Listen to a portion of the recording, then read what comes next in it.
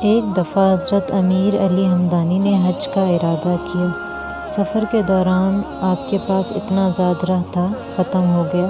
بہت پریشان ہوئے کہ حج پر کیسے جائیں، اگر حج پر نہ جائیں تو گھر کیسے لوٹیں۔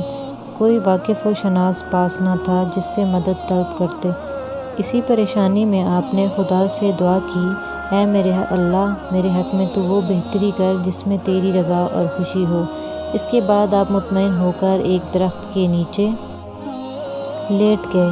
آپ کی آنکھ لگ گئی۔ تھوڑی دیر بعد ایک ضعیف عورت نے آ کر آپ کو جگایا اور کہا، اے علی، میں حج کرنے کے لیے کافی مدت سے رقم جمع کرتی رہی۔ اب جب رقم جمع ہو چکی ہے تو میں عمر کے اس حصے میں پہنچ چکی ہوں کہ حج کرنے سے معذور ہو گئی ہوں۔ شاید اللہ کو میرا حج کرنا منظور نہیں۔ میں اس موضوع کی وجہ سے سخت پریشان تھی کہ ایک روز خواب میں حضرت محمد صلی اللہ علیہ وسلم نے مجھے حکم دیا کہ میں اپنی ساری جمع پونجی امیر علی کو دے دوں، کیونکہ ان کا زاد رہ ختم ہو چکا ہے۔ میں کئی روز سے حجاز کے قافلے دیکھتی ہوں مگر تم مجھے کہیں نظر نہیں آئی۔ آج میری مراد بر آئی اور تم مجھے نظر آ گئے، لہٰذا یہ لو میری جمع پونجی جو میں نے حج کے لیے جمع کی تھی۔